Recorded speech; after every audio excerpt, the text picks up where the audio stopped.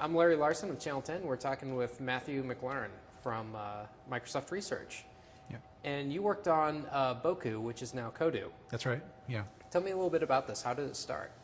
Well, it started, my daughter was 3 years old at the time, and I just kind of occurred to me, I think it was a Christmas break, what was her perception of the computer going to be? You know, what was she going to think it was for? What was she going to think it was about? And just looking at how we use the computer around the house, we did a lot of web surfing, you know, Facebook, news, and stuff like that. Those are wonderful, but I wanted to give her some of what my first experience with computers was, which was, it was Commodore PET, and the only thing you could do with it was program, and that was fantastic. It was liberating, you know, and so we really just wanted to find a way to, in this modern age, convey the sense that the computer is a creative tool and that programming is fundamentally a creative medium. So was this your way to secretly get her programming? Well, it was definitely selfish. It's almost like that to show her that what Dad does actually is cool. Yes. You know, and that kind of thing.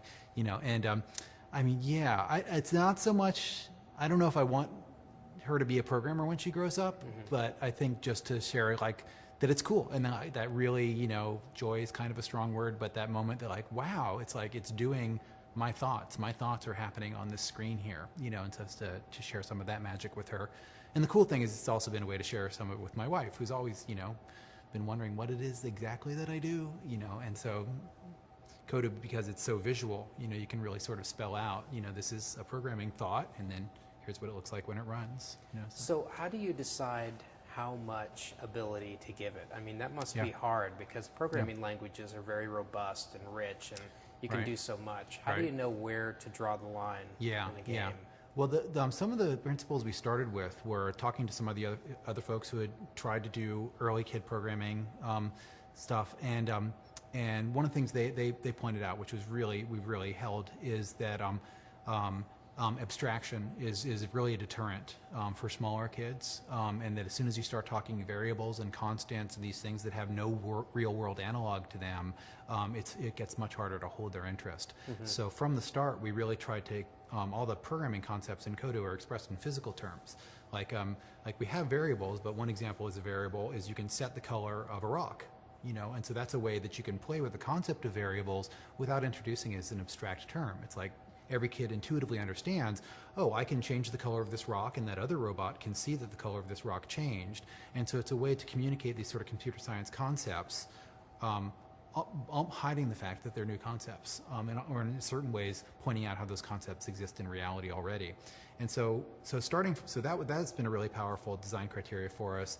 And then the other thing we keep doing is we keep throwing new game genres at it. So like at one point we were like, okay, can we do Pac-Man? If not, why? And so this was where we had to get this thing, this concept we have called pages, which is really just a go-to or a subroutine. It's really just a jump. It's a simple state machine, and it's embodied in our programming UIs. You basically turn the page. And so if you're on this page, you're running these instructions. If you're on that page, you're running those instructions. And so that's a case where the gaming scenario forces us to bring in a little bit more of abstraction, but also in a way that makes the computer science educators happy, because now we can say we have state machines, you know, we're sort of more of a Turing machine kind of model. So this game is an XNA based game. Yeah. What was the decision behind that? Well, we're a tiny team, so I've been working with managed code forever. I was on the team doing the Dylan-based version of the Newton at Apple, which was, I think, the first managed code OS I've ever seen.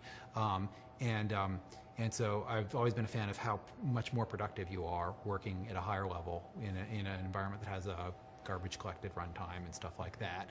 And so C# was a really natural choice for us, just to really get with, you know, a 4-person team to be able to get something to ship quality. And we also knew that everyone on the team has worked on commercial games before, and we knew that a lot of the hard work was going to be happening in the shaders, and that the Xbox had a really capable GPU. So it was a really good trade-off for us. I mean, we know we pay a little bit of performance for having managed code, but what we gain in productivity is more than worth it. And so this will be available through download on Xbox Live, is that right? Right, yeah, it'll be the Xbox Live Community Games channel, which is sort of a, you know, we know that I think I'm a huge fan of XNA. So, one of the things that I think is really great that they've been trying to do is, what we've seen, on the internet is a much broader spectrum of people developing products, and a much broader definition of what a product is. So you have commercial ventures who are doing commercial games, and you have hobbyists who can put up a cool website and other people can experience, and that can be great. And maybe they go commercial after that. And so, the community games channel on the 360 is for more of like stuff that's not coming out of commercial studios, stuff that's more experimental, stuff that's coming more from individual authors, and teams that really can't mount a massive, $12 million commercial venture. So it was a really nice fit for us because we're in research, we're not technically a product group. What age group is this geared towards? Really, we've been through usability with a couple hundred kids and adults, and it's really pretty much 9 and up. We've seen younger kids who have a lot of fun with it. They like building the terrains and moving characters around and stuff like that. We see at 9 that the kids start to be able to plan a little more deliberately. So in terms of someone creating something where there's, what we more consider to be a game, where there's rules and victory conditions and all that really we've seen that in usability start more at 9 and up. But we've also tested with a lot of 25, 35, 45-year-old people, and there's a lot of adults who are into it too, because really even actually for us who have professional gaming background, it's really cool to be able to sit down on the sofa and bang out a new idea in a half an hour. Because we know that having done commercial games, sometimes to do something really clever, you're doing a couple months of setup work. So to have something where the physics work already and the engine's up and running and the graphics are relatively polished, just as a starting base is great for everyone. So you could probably use it as a prototype tool too. Yeah. It's really fun working with, because we do have a big gaming division, obviously, in Microsoft, and sitting down with some of the designers over there, and they were like, "Wow, we wish that we could build our games like this." How complex of a game can you create with Kodu? We haven't hit the limit yet, we're not sure. We'll see. Because what we tried to do is make it so that easy things are really easy to do, and complex things are possible to do.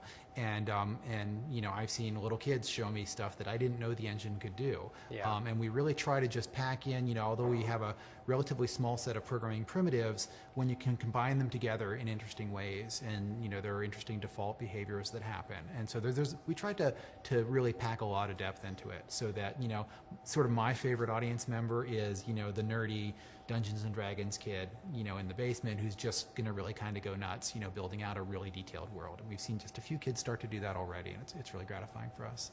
When will this be available? Spring 2009, so on the Xbox. Great. Well, thanks so much for meeting with us today. Yeah, great. Pleasure to talk to you.